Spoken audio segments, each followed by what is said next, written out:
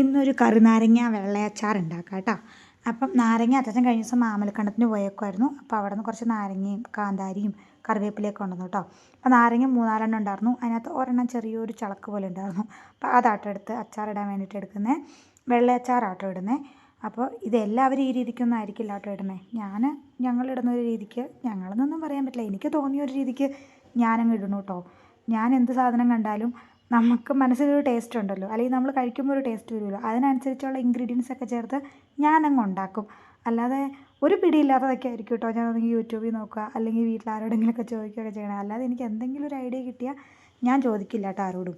ഇങ്ങനെ തോന്നുന്ന രീതിക്കൊക്കെ അങ്ങ് ഉണ്ടാക്കും. അപ്പോൾ അതുകൊണ്ട് ഇത് ഒറിജിനലായിട്ട് ഇങ്ങനെയാണോ ഇടുന്നത് എന്നൊന്നും എനിക്കറിയില്ല. ഞാനിങ്ങനെ ഇടുന്നത്. ഇതിന് മുന്നേ ഒരു പ്രാവശ്യം ഉണ്ടാക്കിയിട്ടുണ്ട്. അപ്പോൾ എനിക്ക് അച്ചാറിൻ്റെ ടേസ്റ്റൊക്കെ വന്നായിരുന്നു. എന്തായാലും ഇതാട്ടോ എൻ്റെ കറിനാരങ്ങ അച്ചാർ. നമ്മൾ കുനുകുനാന്ന് അരിഞ്ഞ് ഉപ്പിട്ട് കുറച്ച് നേരം വെച്ചു കേട്ടോ. കുറച്ച് നേരം വെക്കേണ്ട ആവശ്യമൊന്നുമില്ല. ഞാൻ കുറച്ച് നേരം വെച്ചിട്ടാണ് ബാക്കി കാര്യങ്ങൾ ചെയ്തത്. അപ്പോഴത്തേക്ക് അമ്മച്ചി ഇഞ്ചിയും വെളുത്തുള്ളി സാധനങ്ങളൊക്കെ റെഡിയാക്കി തന്നായിരുന്നു കേട്ടോ. അതിങ്ങനെ ഉപ്പിട്ടിങ്ങനെ ഇതിൻ്റെ ഒരു മണം അടിച്ചപ്പോൾ തിന്നാൻ തോന്നിയിട്ട് കുറച്ച് വലിച്ച് വാരി തിന്നു.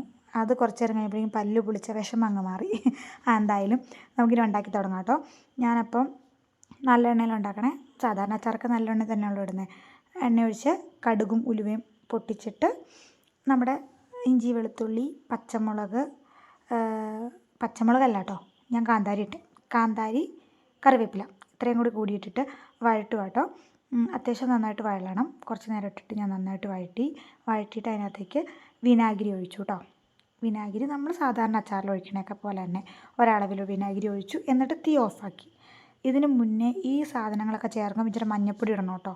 ഈ ഇഞ്ചി വെളുത്തുള്ളി സാധനങ്ങളൊക്കെ വഴന്ന് വരുമ്പോൾ ഇച്ചിരി മഞ്ഞൾപ്പൊടി ഇടണം. ഞാൻ ഈ വീഡിയോ എടുക്കുന്ന ആ ഒരു ഫ്ലോയിൽ ഫോണും പിടിച്ച് ഇങ്ങനെ ഇളക്കി വീഡിയോ എടുക്കണതിൽ വിട്ടുപോയതാട്ടോ. എന്നിട്ട് പിന്നെ ഞാൻ ലാസ്റ്റ് ഇച്ചിരി മഞ്ഞൾപ്പൊടി ഇടുന്നത്. കുഴപ്പമൊന്നുമില്ല, ലാസ്റ്റ് ഇട്ടു ചെയ്ത് മഞ്ഞൾപ്പൊടിക്ക് അങ്ങനെ അങ്ങനെ ചുവയ്ക്കൊന്നുമില്ല, അച്ചാറല്ലേ.